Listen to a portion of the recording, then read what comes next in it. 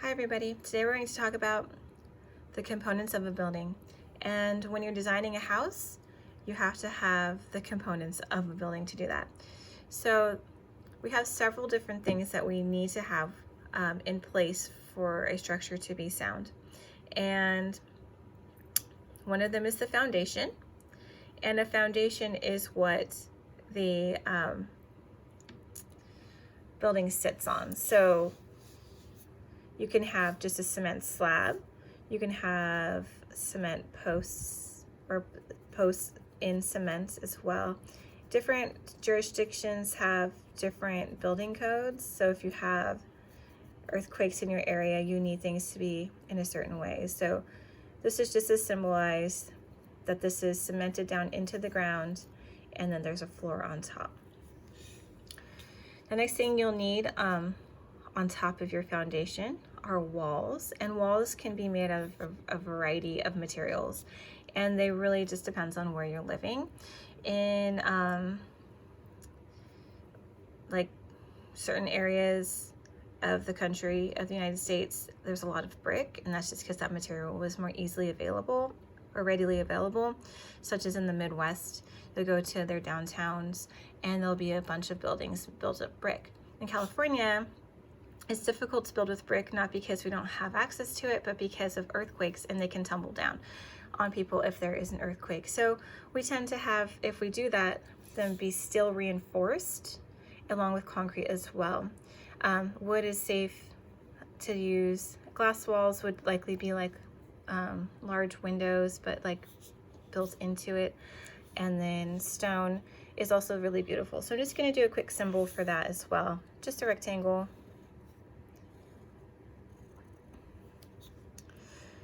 And then windows, of course, because we don't want to just be in a super dark square rectangle. We have windows so that we can see out.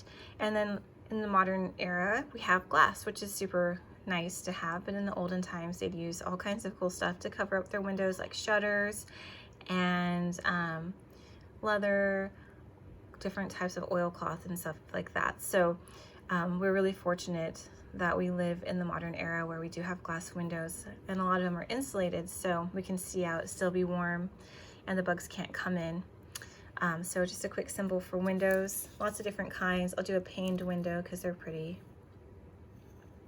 And that just means that there's 4 quadrants. You can have more, of course. Do area around it so it's framed, because framing is nice. And then to symbolize that it's glass, quick diagonal line. Doors, of course, we need to get in and out. We want to keep people out of our house so we can bolt things from the inside with deadbolts or locks, but we also just want to like keep the warmth in. So, and if you have small children, you want to keep them inside as well. So doors are helpful for that.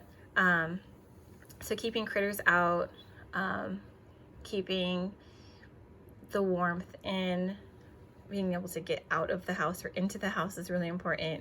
So we do need some type of door, and they can be made of all kinds of stuff. Like sliding glass doors are obviously glass.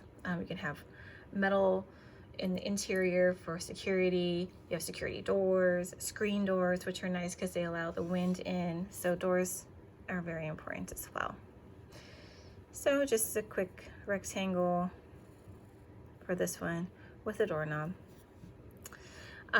Roofs, there's several types of roofs, and in different areas again of the world you have different materials that you can use. In California, we mostly use the composite roofs, which are the like shingles made out of, I believe, asphalt. And then tile roofs. These ones are not easy to catch on fire, and since we do have lots of wildfires, we do use certain materials more than others. We are less likely to use shingle roofs made out of like cedar because they are more easy to catch on fire. There's also thatch roofs that are used in more wet climates, and those are roofs made out of grass. And then sometimes you have the living roofs, which are like living materials, like grasses and such, like things like that.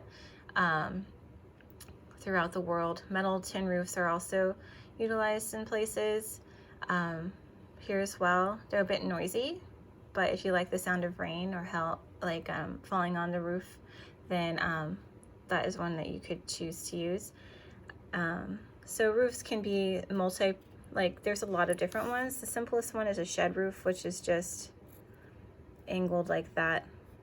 Then you also have just a pitched roof, and then others like a flat roof, etc. So I'm just going to do the 2 examples. You can have multi-pitched roofs, gabled roofs, etc.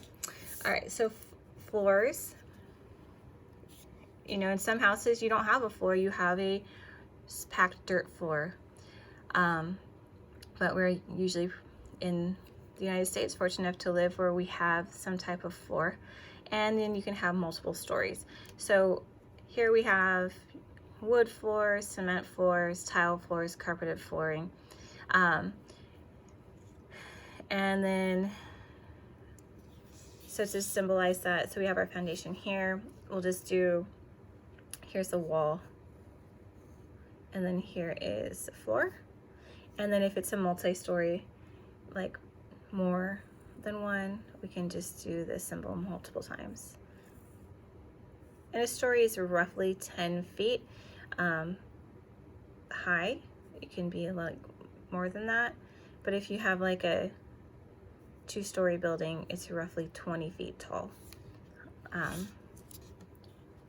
So these are the components that make up a building. You also want to have like things in place to keep it strong with different structural ideas, or like say there's an earthquake, you want to make sure the structure can stay strong. If there's a high wind, you don't want it to topple. If there is just plain old gravity pressing down on it, you don't want it to split apart. So you need to take all of those things into account when you are building a house. All right, so thank you so much for joining me today. I hope you enjoyed learning about the different components of a building. And I look forward to drawing with you again next time. Bye.